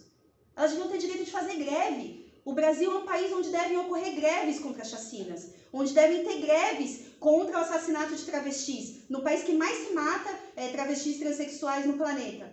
Né? Ou seja, não são dois sujeitos diferentes, né? Somos nós, mulheres, do proletariado. É uma divisão que é totalmente artificial. Aí eu faria só um comentário em relação a... Não sei se eu estou passando muito mal do tempo. Se eu puder fazer só um comentário rapidinho em relação à questão que claro, porque foi muito interessante que a Alessandra estava comentando sobre o papel desses setores da classe trabalhadora, que são os setores mais precarizados, né? Então, o papel que cumpre a luta das trabalhadoras domésticas, né? Que todos os dias colocam os lares brasileiros para funcionar, né? Ou o papel das trabalhadoras da limpeza, que abrem todas as empresas, escritórios. Eu não vou repetir, que acho que a Alessandra falou bastante bem, né? E eu acho que, na verdade, tem aí uma questão também que não é à toa, né, que é justamente nesses setores, nessas categorias da classe trabalhadora, onde está instalada a burocracia mais feroz contra a mobilidade mobilização da classe trabalhadora. Eu pude ver várias vezes, quando eu estava estudando na USP, a tentativa das trabalhadoras terceirizadas da limpeza de se mobilizar e como que é a burocracia sindical dessas trabalhadoras, que é uma burocracia que sabe que ela precisa ser, na prática, né, se precisasse, sanguinária para impedir a mobilização dessas trabalhadoras. Por quê? Pela enorme potência hegemônica que essas trabalhadoras têm, né? A gente poderia falar de vários trabalhos de cuidado, até de forma mais ampla, por exemplo, as professoras e professores, o quanto que cada greve de professoras e professores cada vez mais é apoiado por estudantes, por outros setores de trabalhadores que são as famílias, os pais e mães dessas crianças, né? Ou seja, a capacidade que essas categorias dos cuidados, da reprodução social, elas têm de, através das suas lutas, entrar em contato com várias outras categorias operárias. Né? Então, uma greve da limpeza numa fábrica entra em contato com o operariado da fábrica que opera a produção. Uma greve da faxina, da limpeza numa universidade, ela necessariamente estimula e dialoga com estudantes, com professores universitários, com, né, os trabalhadores da universidade. Ou seja, não é à toa que aí tem uma burocracia tão feroz, né? Porque é justamente aí não só que tem uma potência hegemônica dessas trabalhadoras, mas também que é onde elas mais têm cara de mulher e negro. Né? Ou seja, também são processos de mobilização que terminam sendo muito radicais. Né? Eu lembro quando eu estava na USP fazendo letras, teve uma greve de terceirizadas que saía nas capas dos jornais da Folha de São Paulo e do Estadão, porque as trabalhadoras começaram a revirar lata do lixo porque a universidade não pagou o salário delas. Ou seja, é um bagulho que, uma galera que não tem nada a perder. Né? Então, também tem uma burocracia que, nesse sentido, para cumprir o papel que a burguesia quer, de passivizar, acaba sendo essa burocracia tão brutal, tão feroz. O que eu acho que é interessante a gente pensar é que, no marco dessa discussão da reprodução social do trabalho, existem, né, uma série de intelectuais que têm uma contribuição muito importante aí, né, inclusive vão agregar muito para o marxismo e fazer toda essa análise, como a Nancy Fraser, né, entre outras intelectuais. Mas eu acho que vale a pena colocar um problema, né, que tem a ver com o caminho que eu levei para a fala, que é o debate justamente de qual caminho que a gente precisa tomar para poder resolver todos esses problemas, né, porque a gente justamente quer fazer alguma coisa. Né? Como disse o Edson, não se trata aqui de fazer excelentes denúncias do capitalismo, mas poder pensar a forma de, sei lá, aqui dentro da UFABC, ter um setor de estudantes e trabalhadores, professores e pesquisadores que estão dispostos a instalar uma fração dentro da universidade que vai batalhar por um programa para a classe trabalhadora, por se posicionar frente a cada um dos dilemas da realidade com uma perspectiva de independência de classe. Ou seja, é um debate também bastante para convidá-los a fazer parte desse combate. Ou seja, no marco de pensar as estratégias, eu colocaria aqui só um debate com a Nancy Fraser, até saber como a professora pensa isso, porque a Nancy Fraser, ela termina, né, todo mundo deve conhecer, acho que é a obra mais conhecida do feminismo, da teoria da reprodução social, é o feminismo dos 99%. Né, que a gente faz um debate aí, né, considerando todas essas contribuições, do quanto que, ao colocar essa ideia de 99 contra 1, se traz como aliados da classe trabalhadora setores que não são nossos aliados, né, como são os policiais, ou como são setores de classes médias que têm interesses antagônicos aos interesses da classe trabalhadora, que inclusive tem um interesse de manutenção do próprio capitalismo. A gente poderia falar de juízes, de promotores, né? A gente poderia falar de vários Sérgio Moros espalhados por aí, mas não é só isso, né? A Nancy Fraser, ela desenvolve uma tese de que, frente ao surgimento de um populismo de direita, né, que tem essa cara de Trump, de Bolsonaro, e que busca ser uma alternativa ao esgotamento das massas com esse neoliberalismo reacionário, né, que é o que a gente viveu durante todo esse período de ofensiva neoliberal, né, nos anos 90 e 2000, ela fala que a saída é apostar no mecanismo unificador da classe trabalhadora contra os setores sociais, que seriam esses populismos de esquerda. E ela vai nomear, né, Syriza, Podemos, Sanders, Corbyn, etc. Eu falei do Biden porque, na verdade, o Biden é uma amostra dos limites, né, desse populismo de esquerda, que a gente poderia falar no caso do Syriza, por exemplo, que não serviu para unificar nada a serviço da classe trabalhadora. Na verdade, governou na Grécia para implementar os ajustes da Troika. Né? Ou a gente poderia falar do caso do Sanders, que abriu mão do seu socialismo para apoiar o Biden, né? Que é um correspondente do que seria o Alckmin aqui no Brasil.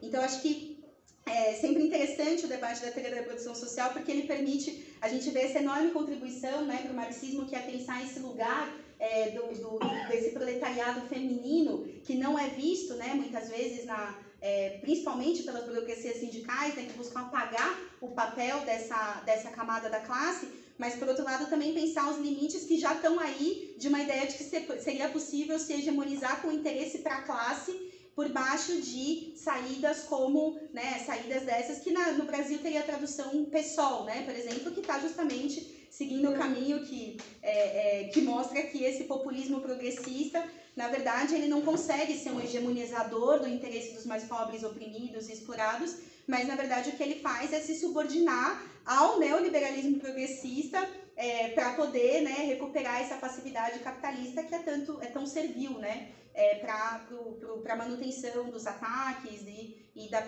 do próprio sistema capitalista. Então, enfim, eu paro por aqui e não sei, para a gente também poder seguir, ver se dá tempo ainda. Tem mais alguma pergunta? Bom, acho que a sua pergunta, eu acho que a pergunta do Gabriel, ela é bem no espírito do livro, né? E no fundo, ela para mim, especificamente pensando a questão dos impasses do feminismo, né? Acho que aí é um olhar pensando no feminismo e também expandindo até o conceito de mulher, né? Todas aquelas discussões que a gente conhece, né? E os problemas que elas têm. Eu acho que a aposta na coalizão ela é justamente uma aposta em momentos estratégicos, né? Então, acho que tem um exemplo interessante que eu tenho até mobilizado nesse curso agora, que diz respeito à questão dos direitos reprodutivos, por exemplo, né? Então, a gente está vendo que está acontecendo na América Latina, não, obviamente não em todos os países, mas em alguns países, e o que aconteceu nos Estados Unidos. Então, o que a gente tem de diferente nesses dois exemplos? É justamente a questão da coalizão. Então, na América Latina, em um determinado momento, o que o movimento feminista, não o movimento feminista, né, mas as diferentes expressões do feminismo perceberam, né, que a pauta do aborto, colocada dessa maneira, né, como ela tinha sido conquistada nos Estados Unidos nos anos 70, ela era uma pauta liberal, ela era uma pauta que dizia respeito a interesses muito setorizados, né, e que, na verdade, você tinha que conclamar ali uma questão de saúde pública, né, de direitos civis, de direitos sociais, e aí você tem todo aquele lema, né, do nenhum a menos, né, no Brasil do nem presa nem morta. Isso expande a concepção do direito reprodutivo para a noção de justiça reprodutiva, né, que é um conceito que tem sido cada vez mais reclamado.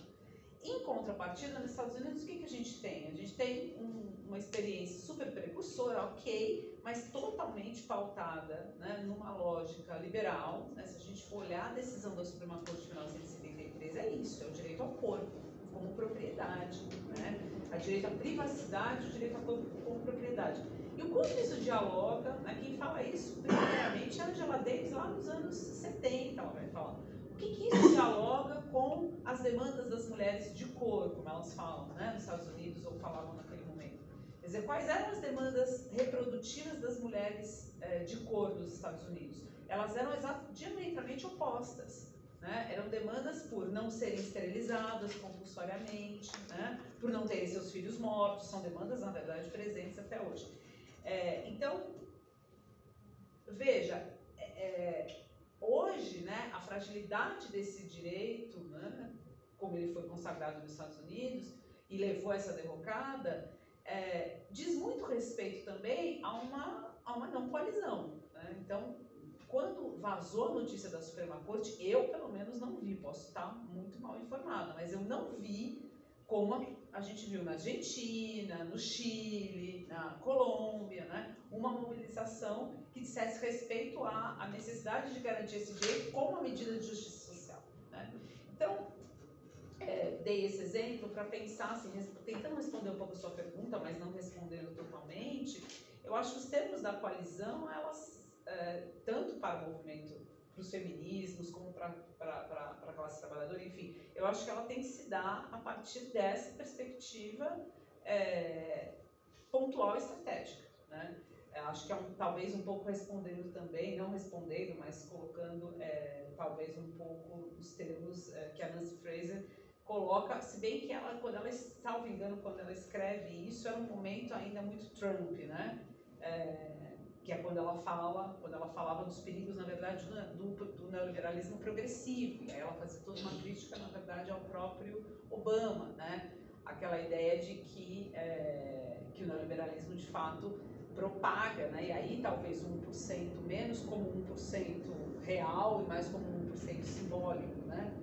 No sentido de que promete, portanto, a ideia de uma ascensão para grupos, né? Como mulheres, negros, né? Pessoas racializadas, mas essa ascensão é uma ascensão individual, uma ascensão pautada na noção de mérito, né? De poder. Hoje mesmo eu estava vendo um vídeo, né? Com a Ana, a diversidade de poder, então aí, né? Pois enfim, é toda essa retórica que acho que assim, vocês já devem ter ouvido, mas eu sempre estou falando para todo mundo, ouçam o podcast da Sueli Carneiro, porque acho que ali isso está bem explicado, né? E dialoga com essa questão do neoliberalismo progressista, que acho que talvez seja um dos grandes entraves, né? É um pouco da astúcia do capitalismo, também usando uma expressão da Nancy Fraser. Porque eu acho que o capitalismo é isso, ele se reinventa, ele sabe captar estes sonhos, né? Transformar direitos, reivindicações em sonhos, né? De consumo, de ascensão. Tipo Pink Money. Pink Money, Black Money, é tudo money, né? Então, acho que eu acho que esse é um desafio e ele leva também a formas autoritárias, né? De expressão, né? Aquela ideia do lugar de fala, mas como um espaço de interdição, né? Que contradiz a noção de experiência.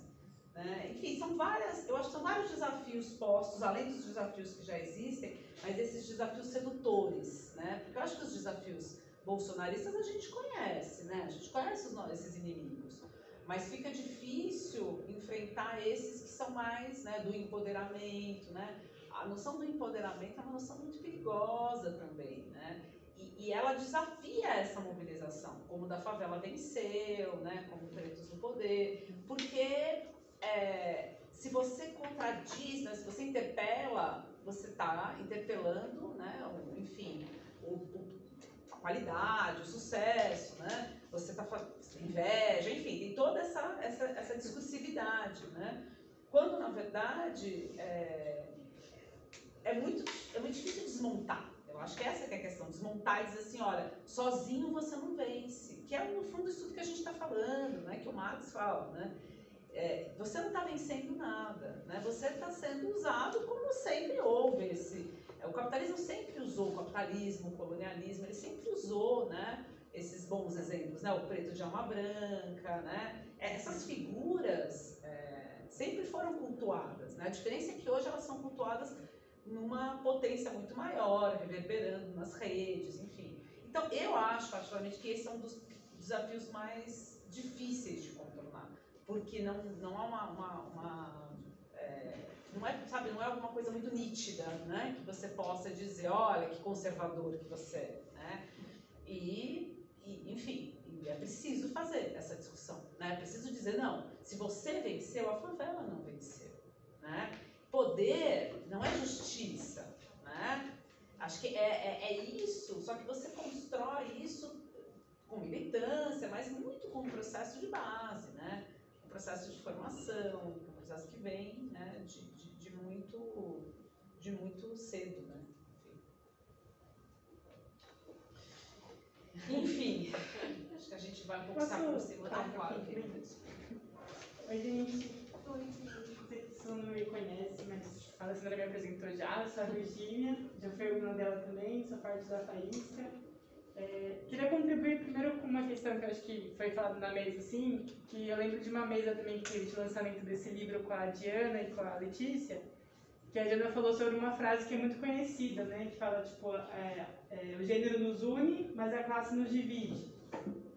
E é muito louco que, na verdade, ela falou que, assim, na verdade, essa frase não é muito verdadeira, porque se for parar para pensar, o gênero não nos une, Porque se for parar para pensar, por exemplo, sobre o debate da violência, né, a Damares fala contra a violência. E a gente não está unida com a Damares em defesa das mulheres, porque a gente acabou de ver um caso bizarro, como essa própria questão da criança de 10 anos que não pôde fazer o aborto. Né? No fim conseguiu, mas foi todo esse processo para conseguir conquistar esse direito, essa comoção social e tudo mais. E aí, a pergunta que o Gabriel fez, eu acho que tipo, as duas respostas contribuem para a gente pensar bastante isso, né? E ao mesmo tempo, elas se ligam bastante, eu acho que porque tem esse aspecto, né, de a gente conseguir pensar quais são os fins da luta, né, de como elas vão se interligando até o final. Porque justamente muitas vezes parece que a gente tem objetivos diferentes, formas diferentes de lutar para um mesmo objetivo final. E na verdade, se a gente for para pensar, não são o mesmo objetivo final, porque a Rosa Luxemburgo fala um pouco sobre isso, né? A diferença entre reforma e revolução não é só uma questão de tempo, né? Que a reforma seria uma questão mais demorada até chegar no mesmo fim e a revolução seria uma coisa mais imediata. E eu acho que é louco de pensar isso, porque cada feminismo, na verdade, vai apresentar uma visão que também representa a sua classe, representa a sua visão de mundo, os seus objetivos finais, etc. Então, eu acho que às vezes esse enfrentamento tem a ver com isso, porque aqui na nossa universidade, quando a gente vai falar, por exemplo, de precarização, a gente está falando também da situação da RU agora, que está sem bandejão para a gente poder comer. Isso é uma repercussão do trabalho terceirizado na universidade. E que, assim, faço questão de falar que a atividade que eu vou, que inclusive as cotas trans aqui, começou com a denúncia de uma trabalhadora trans terceirizada que não podia nem entrar no banheiro para limpar o banheiro na universidade.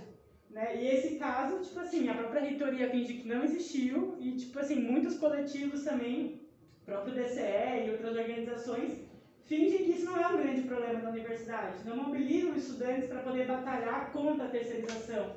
Né? Não colocam esse programa como um pilar do movimento estudantil, que seria colocar uma aliança com a classe trabalhadora para garantir tanto a resolução dos problemas da classe trabalhadora de ter os seus direitos, como os nossos direitos como estudantes de poder ter uma RU de qualidade, porque a gente sabe que não vai ter isso se a gente tem sempre uma empresa terceirizada fazendo esse tipo de serviço que vai cada vez mais aumentando os preços e coisas do tipo. Assim. Então, eu acho que essa relação é muito importante. E aí eu queria aproveitar também para poder convidar todo mundo que está participando aqui da atividade, que a gente vai ser aqui a fazer um grupo de estudos. A gente já tinha um grupo de estudos aqui há um tempo atrás, que chamava Marx Voltou. E a ideia é poder trazer isso de novo, porque justamente nesses momentos, né, o marxismo volta a assombrar o que deve ser.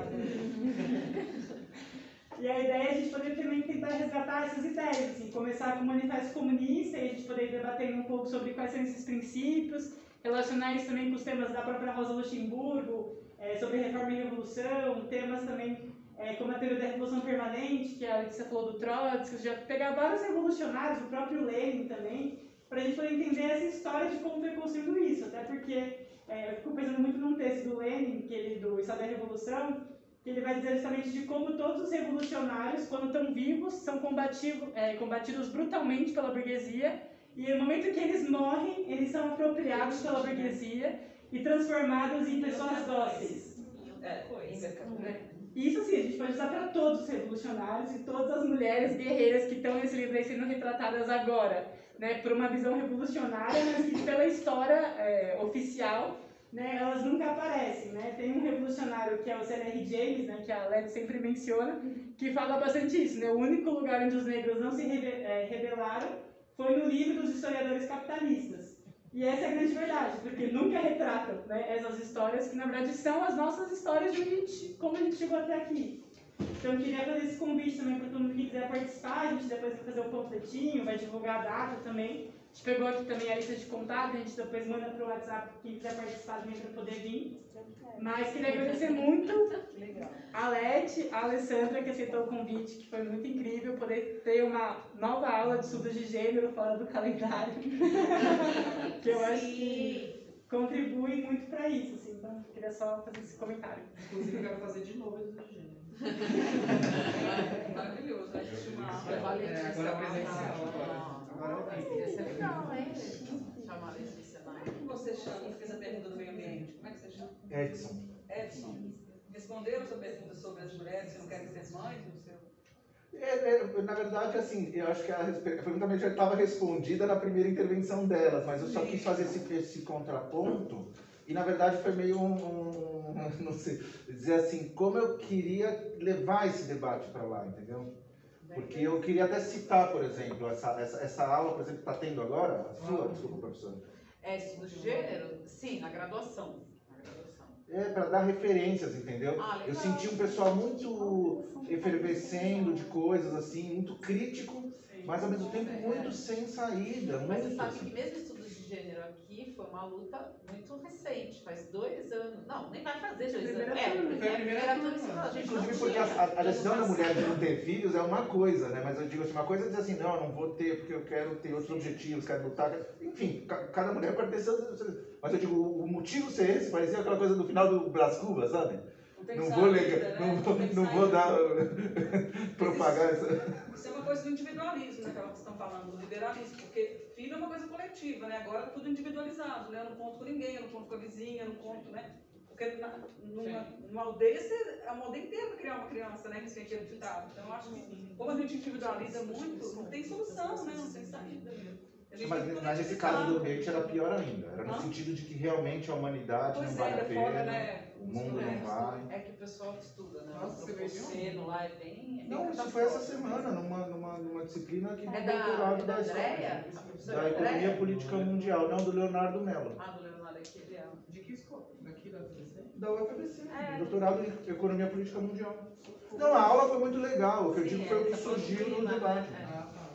É legal você colocar isso porque quando a gente estava debatendo sobre a obrigatoriedade da matéria de estudo de gênero, um dos argumentos levantados assim, em assembleias para que ela não fosse obrigatória é que esses temas já são abordados em outras disciplinas e que não precisaria tipo, unificar uma disciplina com esse estudo, com essa questão. Exatamente para quê? Para desarticular debate. Porque, tipo, cada professor vai montar sua grade, cada professor vai montar seu plano. E, na verdade, não. Tipo, não vai ser abordado esses temas necessariamente. Exatamente nesse discurso de se tornar invisível, de separar as questões. E a Letícia também pegou muito a questão da distopia, quando você falou essa questão da distopia, né? Como o capitalismo joga isso para... Parece só entretenimento vazio, mas ele vai sugando, né?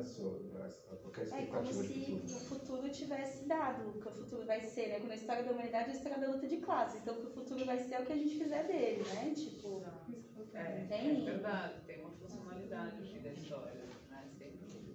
E é mais fácil acreditar nisso, tipo Black Mirror, do que acabar com o capitalismo, né? Tipo, e aí como você faz? Aí você se entorpece, né? E fica mesmo, já que vai tudo acabar, então, né?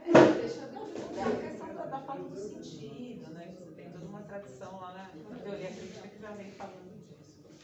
Mas enfim, né? Vamos encerrar? Que eu acho que... Gente, acho que realmente vamos encerrando. Acho que foi muito bom. Queria agradecer de novo a Alessandra. Inclusive, A gente já fez alguns debates aqui, sempre é muito bom estar contigo. Agradecer a Leti, que veio do trabalho direto para cá. Só queria, antes do pessoal ir embora, a gente queria propor de tirar uma foto por justiça ao Dom e Bruno, né, que na verdade é um tema, enfim, totalmente atual e atual de hoje, inclusive, né, com todo esse massacre dos indígenas. Acho que é importante a gente se posicionar também aqui na Federal. Então eu queria propor isso e agradecer a todo mundo que veio, chamar vocês para conhecerem o livro, comprarem. E também, gente, o último convitinho para conhecerem o podcast Feminismo e Marxismo, que eu apresento, junto com a Letícia também em vários momentos, junto com outras companheiras, que faz um monte de discussão sobre a questão de gênero, para vocês conhecerem, criticarem, mandarem sugestões e etc. É isso. Muito bom.